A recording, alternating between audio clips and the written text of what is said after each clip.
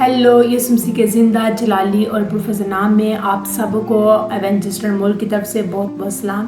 और मैं आप सबको शिलोम प्रे सेंटर में वेलकम और खुशामदीद करती हूँ। और मेरे अजीज़ों, आज हम कलाम मुक़द्दस में से सीखेंगे फिलिपियों का नाम और उसका दूसरा बाब और उसकी 12 आयत में हम पढ़ते हैं।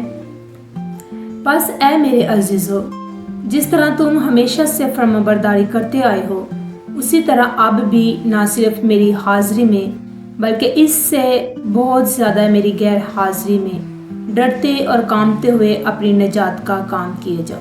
खुदा का पाक कलाम पढ़ा और सुना जाना हम सब के लिए बाइस बरकत हो। आज हम कलाम मुक़द्दस में से सीखेंगे फिलिपियों के नाम।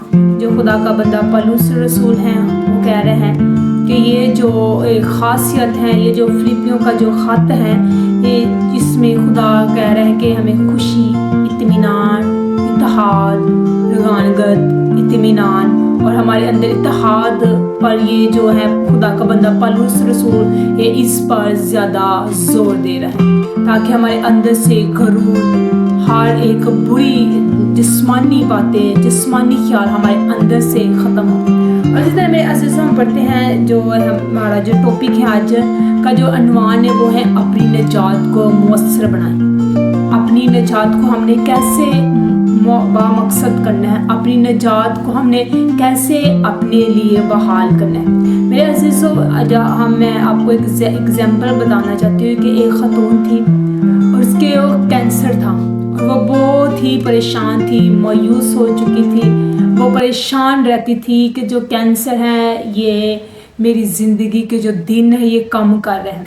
मेरे अजीज़ों, और एक दिन उसके घर खुदा का खादम आया और उसने कहा कि मेरे लिए दुआ करे क्योंकि मुझे कैंसर है और मैं इस बीमारी से मेरे अजीज़ों, उस औरत के घर खुदा के खादम आए और खुदा के खादम ने उससे बोला कि तू हर रोज़ अपनी बीमारी को यीशु के नाम से डांटा कर।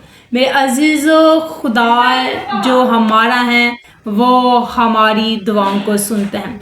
जो हमारी ज़ुबान है वो तेज़धारी हथियार की नोक की मानिंद है।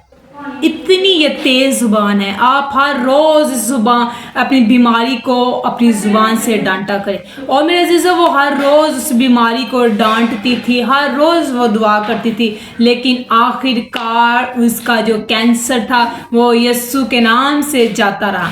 मेरे अजीज़ों, अगर आप भी आज परेशानी की हालत में हैं, बीमारी की हालत में हैं, मायूसी की हालत में, आप मत किसी डॉक्टर का वेट करें, मत किसी पास्टर का वेट करें, मत किसी और का वेट करें। आपकी ज़बान में भी कुव्वत पाई जाती है। आप बोलना शुरू करें खुदा के आगे कि खुदावन तू मुझे मेरी बीमारी से आज़ाद कर। मेरे अजीज़ों, आप अपनी निजात को खुद मुयस्सर बनाएं। आपके अंदर ये क्वालिटी है, आपके अंदर ये ब्लेसिंग है कि आप अपने आप को मुयस्सर बना सकते हैं। आप अपने आप को खुदावंद की हजूरी में जब आप यीशु के नाम से अपनी बीमारी को डांटेंगे तो वो यीशु के नाम से जाती जाएगी। ईमान रखा करें, खुदा जो मेरा और आपका खुदा है वो हमारे साथ साथ रहते हैं। इसी तरह जो हमारी जो क्योंकि उसकी जो इलाही कुदरत है ना, उसने सब चीज़ें जो ज़िंदगी और दियानतदारी से मुतल्लिक हैं हमें उसकी पहचान के वसीला से अनायत की है।